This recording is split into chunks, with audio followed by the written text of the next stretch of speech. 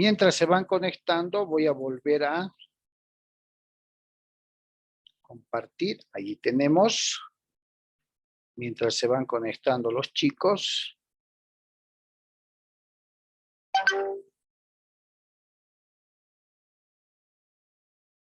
Bien. Que se vayan conectando todos. Y vamos a ver. ¿Ya?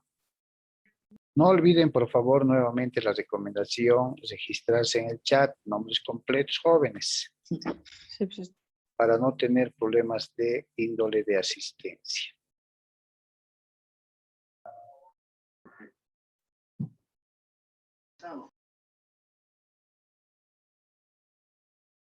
Bien, a ver, que se vayan conectando todos.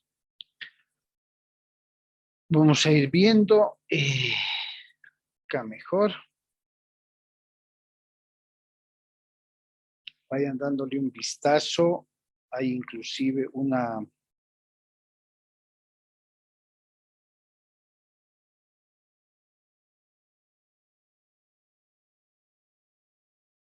parte del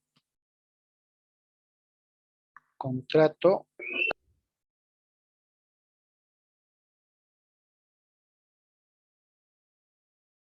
que hay que tomar muy en cuenta cuando se trata de estar actuando como apoderado.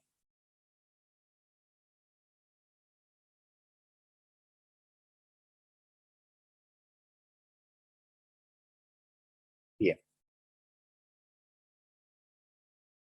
A ver, siguen entrando los chicos. Tenemos a 20, 21.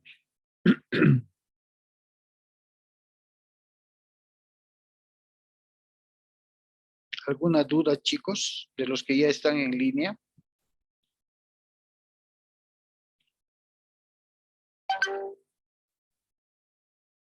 ¿Alguna pregunta?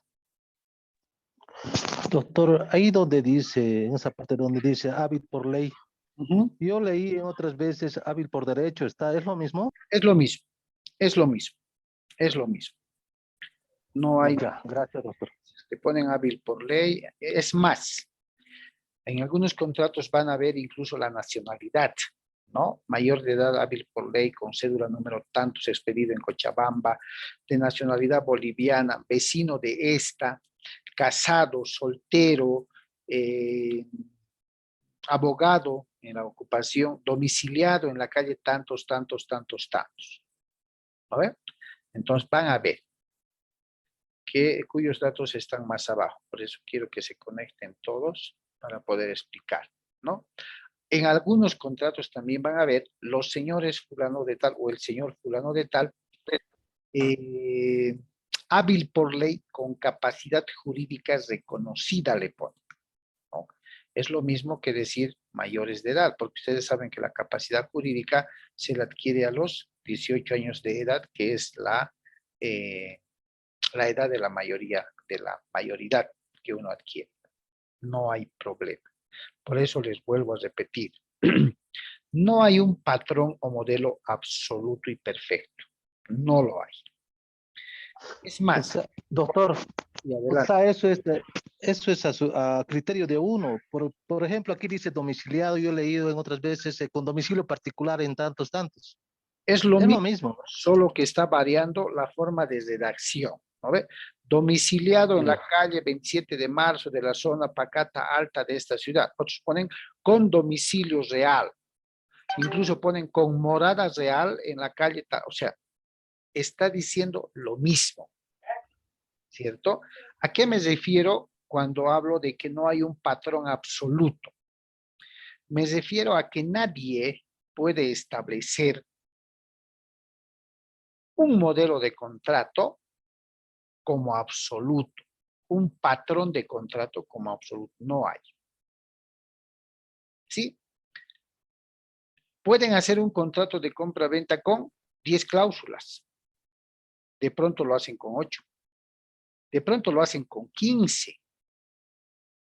Mucho va a depender de las condiciones que se van a pactar, la naturaleza del objeto que se está vendiendo o comprando, mucho va a depender. Si falta documentación, Si falta el pago de impuestos, de pronto las partes están pactando que el comprador se hace cargo de los impuestos que faltan por pago. O sea, en situaciones que ustedes van a analizar si procede o no procede. ¿Cierto? Si bien debemos cuidar los intereses y derechos de nuestros clientes, eso no quiere decir que vamos a soslayar o vamos a dejar pasar o socapar alguna condición, estipulación que pueda viciar ese contrato o que pueda generar la ambigüedad en el contrato. Ojo, acuérdense de las cláusulas especiales que hemos ido viendo o usando términos que puedan interpretarse de distinta manera. Todos esos detalles los tenemos que cuidar. ¿Ya? Bien, creo que estamos todos. Entonces, estamos en las generales de ley, fíjense, que se recomienda que sean tal cual están en la cédula. Acá hay un ejemplo de que están actuando estos dos señores mediante un representante legal. Fíjense, representadas legalmente por mayor de edad, hábil por ley. ¿Por qué? Porque el mandato o el poder también es un contrato y lógicamente tiene que existir capacidad jurídica, ¿no? Con carnet número tanto, según testimonio de poder otorgado en la notaría de fe pública número 49 a cargo de tal profesional en fecha tal. ¿Sí? Cuando yo trabajo como apoderado o trabajo con un testimonio de poder como mandatario, tengo que describir el poder en sus partes más importantes. El número de testimonio, ante qué notaría fue otorgado, a cargo de quién estaba esa notaría y la fecha en la que el testimonio de poder fue expedido. ¿Cierto? Y fíjense acá, también consigno las generales de ley. Acá ya está más completo. Estado civil, casado, de profesión arquitecto, domiciliado, fíjense, en la avenida J. Rodríguez Morales, número tantos, la zona y la ciudad. En lo sucesivo, como son varios, en lo sucesivo denominados los promitentes vendedores. Si es uno solo, no pondré en los sucesivos denominados, ¿no ve? En lo sucesivo, denominado, llamado, tenido, como quieran, el término más claro y objetivo. Lo mismo vamos a hacer con la parte compradora. Mayor de edad, hábil por ley, portadora de la cédula de identidad número tanto, casada, profesora, domiciliada en la calle Montes de Ciudad, para que a efectos del presente documento será la promitente compradora. ¿Estamos? Cuando se trata de compra-venta, especialmente bienes sujetos a registro, sean estos bienes muebles o inmuebles, por lo general, la segunda cláusula siempre va a consignar los antecedentes del derecho propietario, porque tengo que establecer y legitimar mi derecho propietario para demostrar que tengo el poder de decisión de un bien que es mío, ¿cierto? De un bien que me pertenece. A eso se refiere. Fíjense, dirá usted que los promitentes vendedores junto a, seguramente hay otros nombres más, son legítimos y absolutos propietarios de un bien inmueble acá. Acá tienen que describir el bien inmueble en base a la documentación que ustedes tienen que solicitar. ¿Cuál es la documentación más específica que se solicita para hacer un contrato de compra-venta? Título de propiedad, escritura pública por lo general, o si es un testimonio de derechos reales de documento privado, pero el título, el folio real actualizado al día, mejor si es de minutos atrás, ¿sí? El folio real, lógicamente las cédulas de identidad, el plano aprobado del lote, aunque sea una casa, del lote, para verificar superficie, sello de aprobación, número de resolución. De pronto, el formulario de registro catastral, ¿sí? el último, que tiene que coincidir con el folio real, en el último asiento, los impuestos pagados al día, mínimamente, si no todos, los últimos 5 años. Y actualmente se está solicitando una proforma del RUAT de impuestos anuales que pagan los inmuebles o los vehículos a efectos de verificar, nos pueden presentar los últimos 5 impuestos.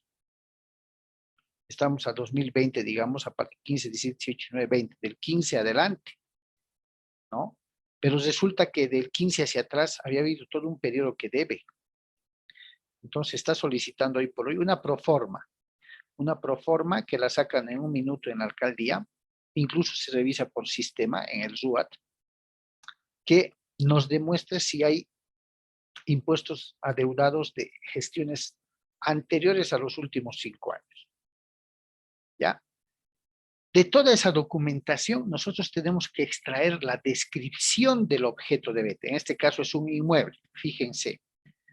Un inmueble ubicado sobre la calle Beni sin número, zona Queruqueru, distrito 12, subdistrito 4, manzana 115, predio 019, de una extensión superficial de 536,02 metros cuadrados, con plano de lote debidamente aprobado el 23 de abril de 2014 mediante resolución técnico-administrativo número 036, quebrado 14 del 18 de febrero del 2014.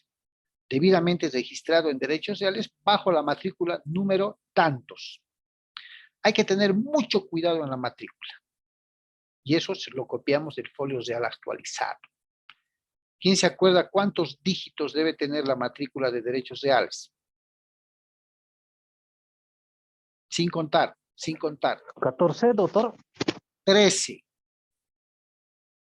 13. Dígitos. Ni más ni menos, chicos. En Cochabamba, las matrículas computarizadas de registro de bienes inmuebles de derechos reales no pueden tener ni más ni menos de 13 dígitos. Cochabamba maneja 13 dígitos. ¿Ya? Hasta en eso hay que ser detallista. El folio real no nos va a mentir, tiene los 13, pero les recomiendo tener cuidado a momento de transcribir. Se nos puede ir un 1, un 0, y eso es prácticamente motivo de observación. El asiento en el cual, fíjense, matrícula número 301102020230022, asiento A5 del 16 de mayo del 2016 y asiento A6 de subinscripción según ley 247. ¿Se acuerdan cuando vimos el folio real en derechos reales 2? Sí, la columna A, la columna B y la columna C, ¿se acuerdan? En la columna A está el derecho propietario. En la columna B están los gravámenes, hipotecas y demás. Y en la columna C están las cancelaciones. ¿Se acuerdan? Sí, doctor. De acuerdo. Los asientos A son derecho propietario. Esto quiere decir que los vendedores están registrados en el asiento A5 y asiento 6, que deben ser los últimos. ¿Ya? Los últimos. Y establecemos el asiento y la fecha de registro. Además, establecemos las colindancias. Eso lo sacamos del plano y del folio real y lo comparamos con el registro catastral. Al norte colinda con la calle Beni, al sur con el pasaje Beni, al este con el lote 14 y al oeste con Luis Ustares. Perfecto. En este modelo de compromiso de compra-venta, estoy en la segunda cláusula describiendo el objeto de la venta, el bien que se está vendiendo, así a detalle, porque si no la alcaldía los observa y nunca les va a avisar el contrato definitivo. En la tercera está el objeto. ¿Para qué estoy firmando este contrato? Para compromiso de transferencia. Un detalle importante. Fíjense que en la tercera cláusula estoy consignando el objeto, compromiso de transferencia, coma, el precio, coma, y la forma de pago. 3 conceptos en una sola audiencia, en una sola cláusula. 3 conceptos.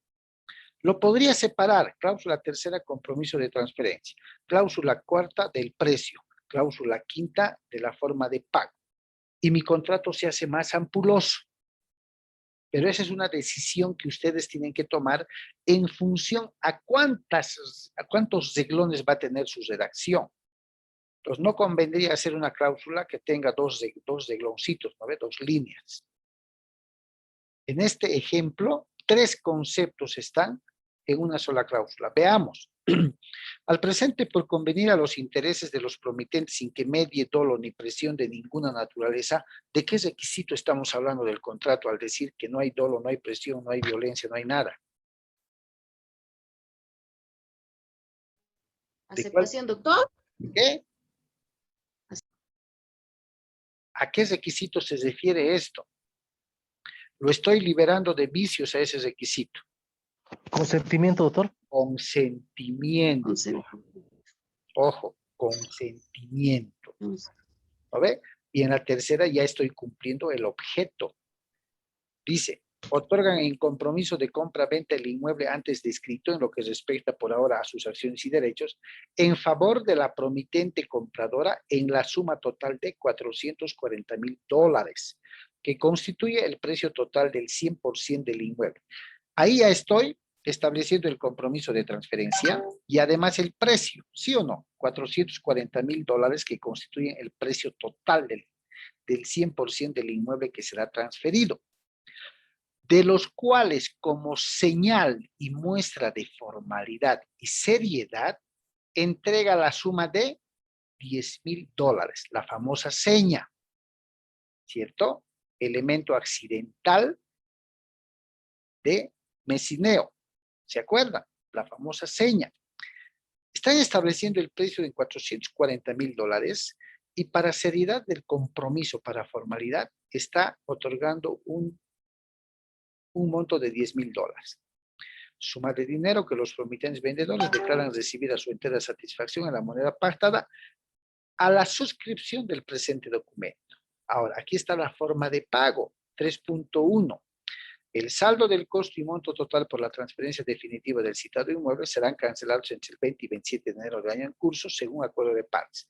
Acto para el cual los promitentes vendedores se obligan y comprometen a efectivizar y garantizar la presencia de los demás propietarios en virtud de que los mismos tienen su residencia habitual en otro distrito del país. Para la firma, no solo de la minuta de transferencia, sino también de la protocolización ante notaría de fe pública cuando sea oportuno.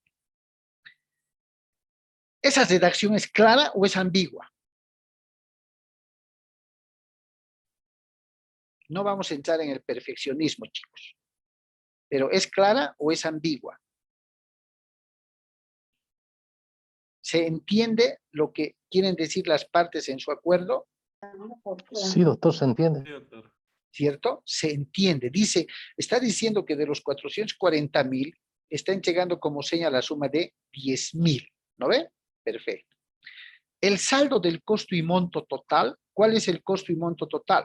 $440,000 por la transferencia definitiva. Serán cancelados entre el 20 y 27 de enero del año en curso, según acuerdo de partes. Acto para el cual los que están vendiendo dicen que se comprometen, obligan a efectivizar y garantizar la presencia de los demás propietarios. Entonces hay más propietarios. En virtud de que los mismos tienen su residencia, está explicando. Aquí de pronto yo podría observar el saldo del costo y monto total para la transferencia definitiva del citado inmueble, que asciende al monto de, ¿cuánto sería el saldo? Si les resto 10,000. 430,000. 430,000. ¿Podría o no podría establecer ese dato? Sí, doctor. Podría establecer, ¿cierto? Para hacerlo más claro. Aunque así es entendible, ¿por qué? Porque solo 10,000 está dejando como seña y el monto total es 440,000. Pero a veces hay que señalarlo, ¿no ven? El citado que asciende al monto de $430,000 norteamericanos, coma, serán cancelados entre el 20 y 27 de enero del año en curso, según acuerdo de partes, ¿cierto? No es muy técnico, no es muy ambiguo, se entiende lo que las partes están acordando. Perfecto. Cuarta, garantías de evicción y saneamiento. Derecho Civil 3. Hace poquito, el anterior semestre. ¿Qué es el saneamiento y evicción?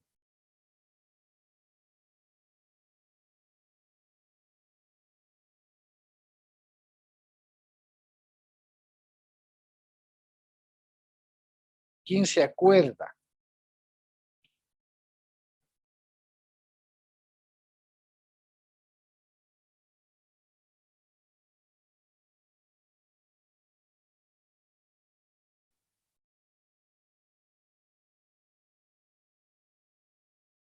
¿Nadie?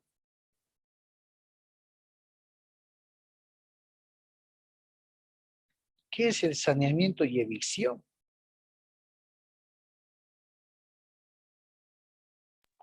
¿Son los registros que tiene el inmueble en derechos reales, doctor? Tibio, tibio. Más que todo en el título de propiedad o en...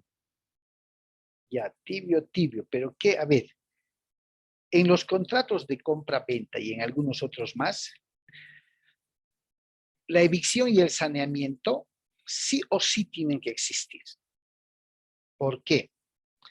Evicción en materia de obligaciones es garantizar que el comprador no sea perturbado, no sea molestado por ninguna otra persona que no tenga que ver nada con la venta del inmueble, digamos.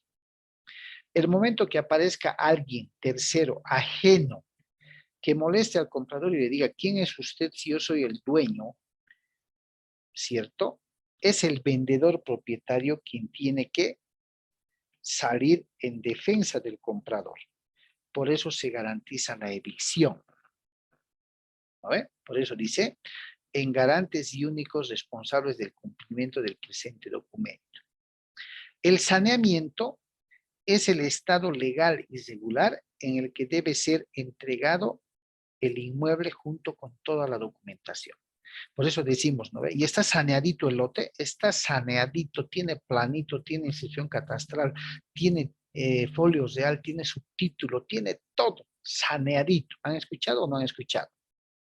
O lo contrario, ¿cierto? Hay que sanear, falta algunos trámites para sanear todo. ¿Han escuchado o no han escuchado? Sí, doctor. Sí. Y ese saneamiento tiene que ver con que el inmueble no esté hipotecado, no esté grabado, no esté con ninguna anotación preventiva ni nota marginal. Por eso dice, los promitentes vendedores declaran que el bien inmueble objeto de la presente transferencia no reconoce deuda, gravamen, hipoteca o anotación preventiva alguna. Sin embargo, como vendedores de buena fe, se sujetan o se reatan, es lo mismo, a las convicciones de saneamiento y evicción. ¿Qué están diciendo? Garantizo de que si hay alguna observación voy a subsanar y que si alguien te molesta voy a salir en tu defensa. Eso es lo que están diciendo con el saneamiento y evicción. Porque a eso se llama ser un vendedor ¿de buena qué? De buena fe. De De buena fe. Buena fe. fe. Muy bien.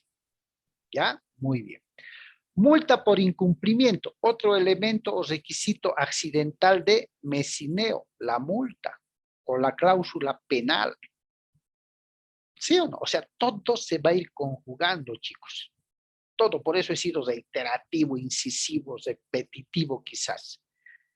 Cuando es un compromiso de venta, hay un precio total, hay una seña y hay un saldo que cumplir en un determinado plazo.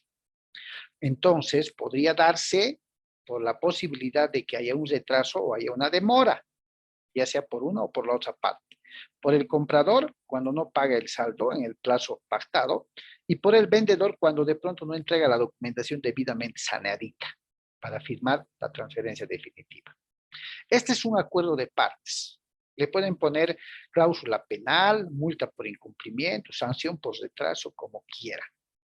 Por acuerdo de partes, fíjense, a efectos de garantizar el fiel cumplimiento del presente contrato preliminar, ambas acuerdan que de suscitarse el desistimiento, están hablando de desistir de lo pactado, establecen la multa de $50 por día de retraso, tomando en cuenta que la fecha máxima tope es el 27 de enero del 2017, fecha a partir de la cual procederá el cómputo de forma recíproca para ambas partes. ¿Se dan cuenta?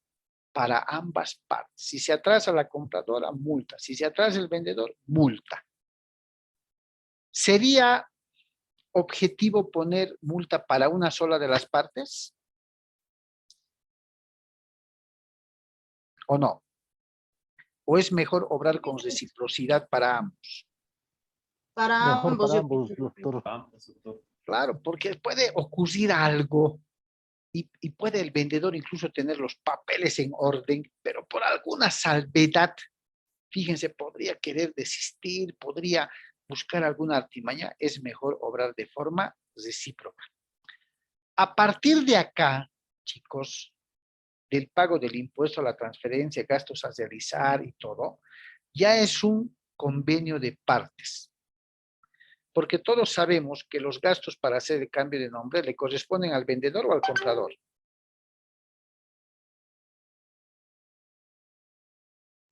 Al comprador, doctor.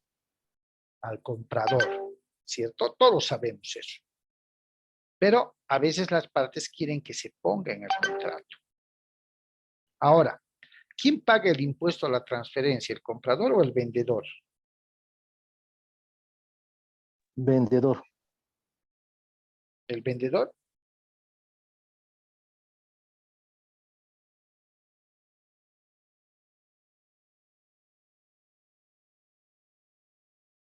¿Qué tal? ¿El vendedor o el comprador? El comprador. El impuesto a la transferencia que se paga el 3%.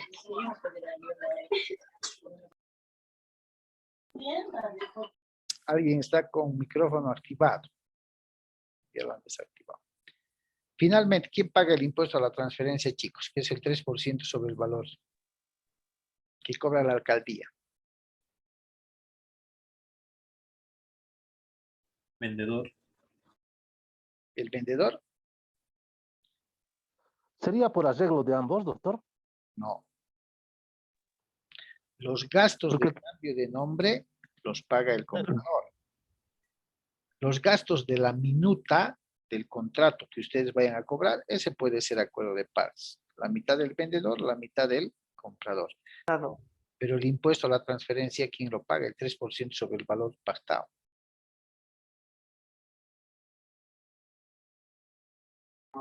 El comprador, porque ya lo va a registrar él a su nombre. ¿Ya? ¿Qué dicen? Hay dos posturas, el vendedor y el comprador. ¿Quién paga? El comprador. ¿El comprador paga?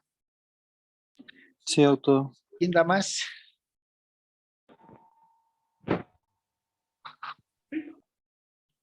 Acuérdense de esto que les voy a decir. Se ha estilado por costumbre de que quien paga el impuesto a la transferencia es el comprador, ¿cierto? Pero les comento que la ley 843 del régimen tributario establece que quien debe pagar el impuesto a la transferencia es el vendedor, porque él es el que está transfiriendo. ¿Qué tal? Sin embargo, la cosa es bien fácil para el vendedor. Si quieres que yo pague el impuesto a la transferencia, no hay problema. Te estaba vendiendo en 10,000, te aumentamos el 3% y te lo pago. Eso es lo que hace. De ahí que se ha estilado por costumbre firmar el contrato y es el comprador quien se paga el impuesto, ¿cierto? Bien. La mora. Pueden establecer una cláusula de mora. Sí, podrían. Mucho va a depender de la naturaleza y las circunstancias en que estén firmando. Podrían establecer una cláusula de garantía de cumplimiento. Los vendedores garantizan cumplir con el mismo inmueble. ¿Sí? Los compradores se puede poner que garantizan con la seña que han dado. Eso es las cláusulas opcionales. Mucho va a depender del acuerdo de las partes. La novena, la aceptación. ¿Sí? La aceptación, que se repite un poco de la primera. ¿Sí? Y se pone, aceptamos en todas y cada una de sus partes el tenor de las cláusulas del presente documento, suscribiendo en conformidad. Y usted, señor notario, se servirá a agregar las demás cláusulas de estilo y seguridad. Ahí le estoy diciendo, usted se servirá a protocolizar, pero aquí mismo estoy poniendo una leyenda de conversión, que si no se protocoliza, tiene validez como documento privado con el solo reconocimiento de firmas y la fecha. Y la fecha. ¿Sí? Este es un contrato preliminar de compra-venta, chicos. Es el famoso contrato de compromiso de compra-venta o contrato de promesa, como quieran llamarlo. El tenor de la minuta definitiva va a ser en un 90% el mismo. Aquí está. ¿Sí? Pero ya no va a llevar la leyenda compromiso de compra-venta. Va a llevar minuta de compra-venta de un inmueble. Las partes ya no van a ser promitentes vendedores, sino van a ser vendedores o propietarios, compradora. Los antecedentes del inmueble van a ser los mismos, ¿cierto? Fíjense que acá en los antecedentes ya separamos los límites que los pueden mantener o los pueden disgregar en otra cláusula. El objeto y precio, como acabamos de ver en el tema de la compra-venta. ¿Cuál es el objeto? El precio en numeral y literal, ojo, ¿no? Aquí ya no hay forma de pago, es que se ha pagado el saldo total, ¿no ve? Y se habilita a que la compradora puede ingresar en posesión inmediata del inmueble. Alodialidad quiere decir libertad, no hay gravámenes, no hay nada. Saneamiento y evicción se mantienen, y eso hay que sacarlo del folio real, por eso se pide lo más actualizado posible, mejor si es del día. Fíjense, los límites se ha individualizado en una cláusula. Aceptación y aclaración. Ajá, veamos. Resulta que en el contrato de compromiso de venta, fíjense, ¿quién firmaba como compradora? La señora X, nada más. Pero al momento de hacer la transferencia definitiva, esta señora había sido casada y estaba comprando con dineros propios de una herencia que recibió. Entonces, cláusula de aceptación y aclaración. El señor tantos, mayor de edad, esposo de la compradora, declara y reconoce que la presente compra se realiza con dineros propios de su esposa. Por lo tanto, aclara que el inmueble adquirido no constituye bien ganancial. ¿Por qué se pone esa cláusula?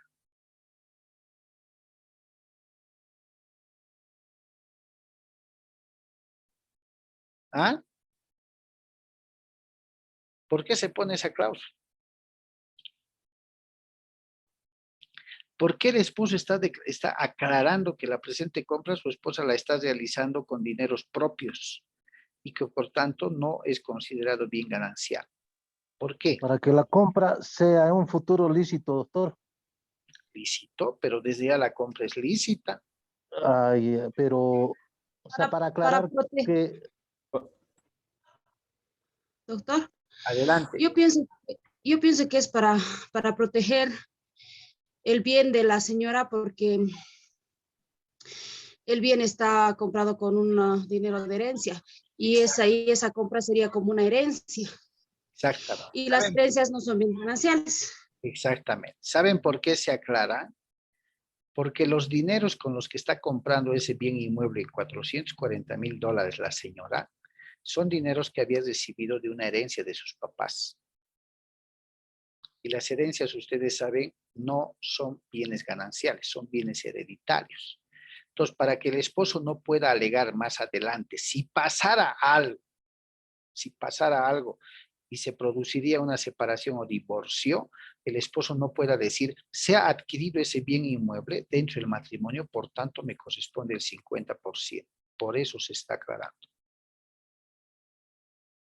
Por eso se está aclarando, para que en el hipotético caso de pasar algo, ese bien sea reconocido como bien patrimonial de la señora y no entra a la división de bienes gananciales. Por eso se aclara. Ahora, si la compra fuera con dineros del matrimonio, lógico, pues, no hay problema. Así solo firme o compre la señora y registre a su nombre, adquirido dentro del matrimonio, después se presume la legalidad de la compra y por tanto se considera bien ganancial, ¿sí o no? ¿Cuántas cláusulas tiene nuestra minuta definitiva, nuestro contrato de compra-venta definitiva? 7 cláusulas. 7. ¿Y cuántas cláusulas tenía nuestro compromiso de compra-venta?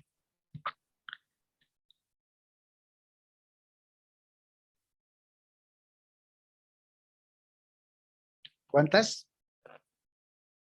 9 cláusulas, doctor. 9 cláusulas. ¿Se dan cuenta? ¿sí? No hay un patrón absoluto. El patrón lo crean ustedes como abogados en función a los intereses que su cliente, ya sea vendedor, ya sea comprador, le va a proponer, le va a sugerir y le va a pedir su recomendación. ¿Que van a haber cláusulas inamovibles? Sí, el objeto, los antecedentes, las partes, los límites y lo demás. Pero cada cliente es distinto uno al otro. ¿Me entienden? Fíjense que la minuta de compra-venta definitiva tiene menos cláusulas porque es más objetiva. No hay plan de pagos, no hay multa, no hay mora, no hay nada. Hay una aclaración que el esposo hace y hay la aceptación. Doctor, una pregunta.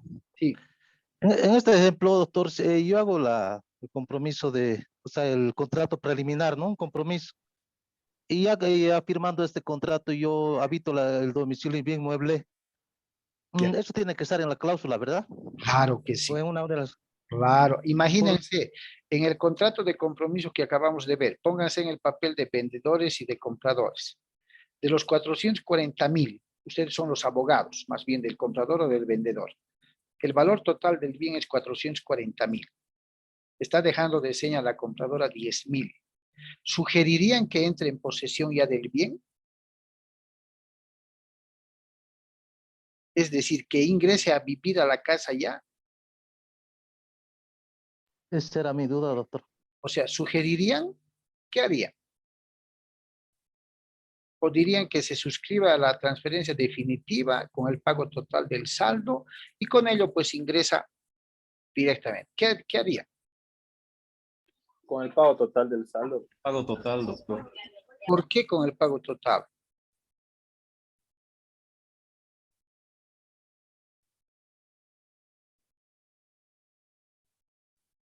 Porque 10,000 es muy poco para garantizar que pague 430,000 después. ¿Puede ser? Sí, doctor. Sí. Porque solo es una parte de lo que está pagando, entonces no el total. Y no podría obtener el total de la casa y no podría entrar. Ahora, ¿eso puede estar sujeto a un acuerdo de partes? Claro que sí, pero ustedes están para asesorar.